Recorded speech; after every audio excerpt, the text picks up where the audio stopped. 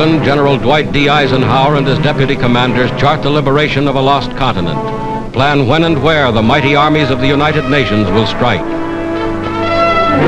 Today, northern France is that battleground. Into the building of their defense system, the so-called West Wall, the Nazis poured the slave labor of conquered nations. Pictures made by the Germans themselves to impress their satellites with the strength and invincibility of their fortifications.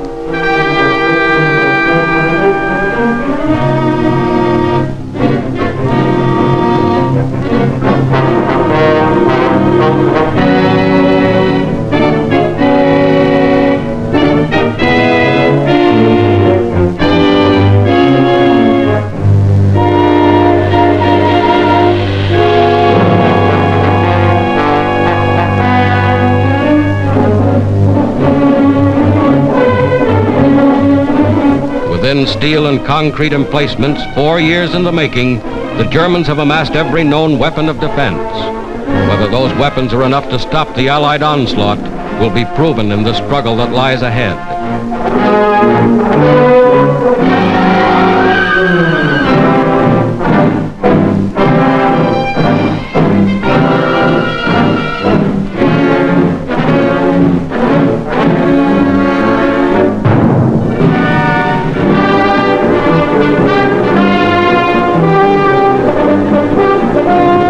Here is the other side of the channel, Britain, an armed camp bristling with tanks and trucks and guns from the United States and Canada. Here is the fruition of 4 years of planning and production. Here is a glimpse of England as the Allied armies awaited D-Day.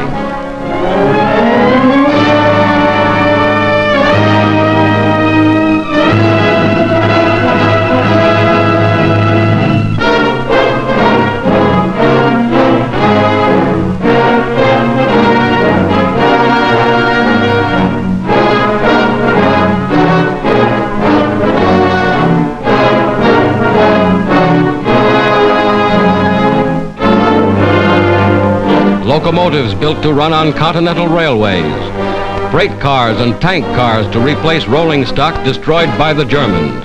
All this and more is included in the gigantic preparation for invasion. Here is something of the gigantic naval armada assembled to transport the Allied armies across the English Channel.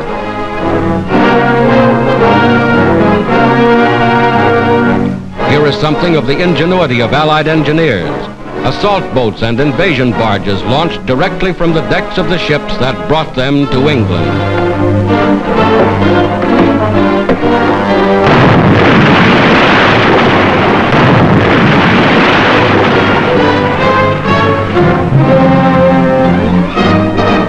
Week after week, the fleet grew in numbers. Steel ships of every description, ships expressly designed and constructed for the mission upon which soon they were to embark.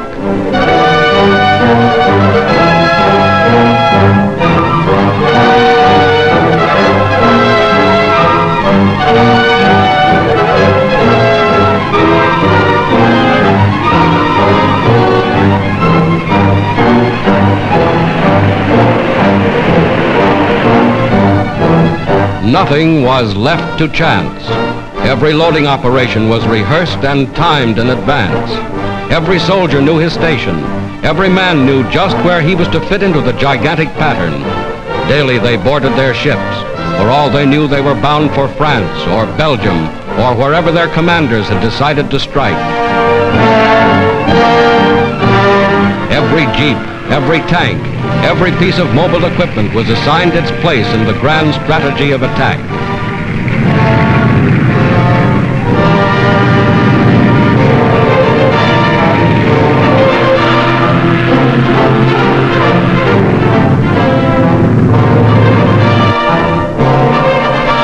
Then on the 5th day of June, 1944, just as you see them here, a fleet of more than 4,000 ships put out from England.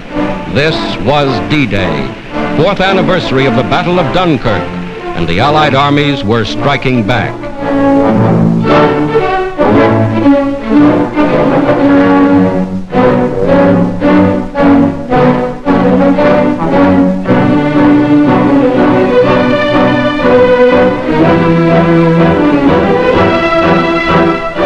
fleet was underway.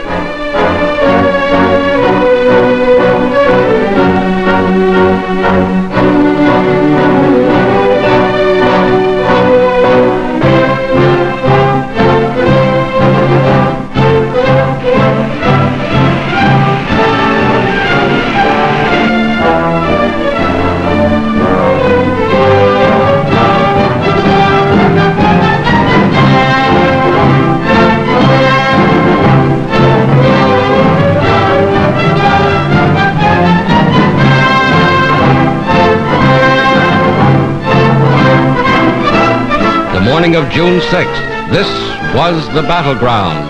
Fierce fighting around Caen. Vast squadrons of bombers and transports led the way. More than 11,000 planes spearheading the attack. Paratroopers landed in Normandy behind the coastal defenses. Landings made with timing and precision, perfected only through scores of rehearsals like this.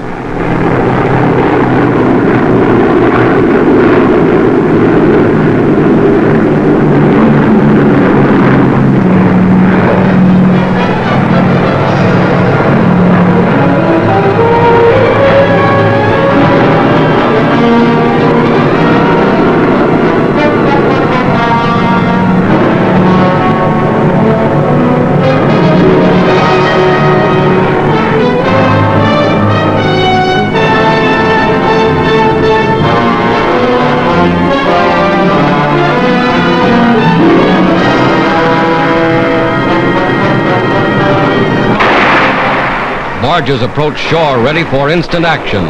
Some bearing artillery and rocket guns already opening fire.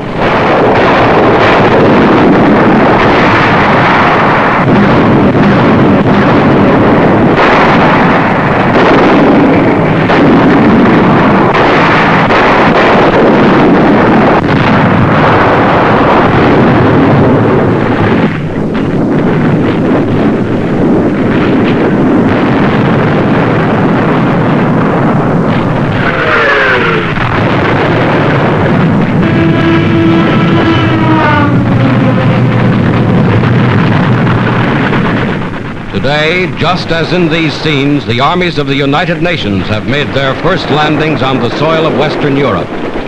Another of the great decisive battles of world history has been joined. This is the day for which free people long have waited. This is D-Day.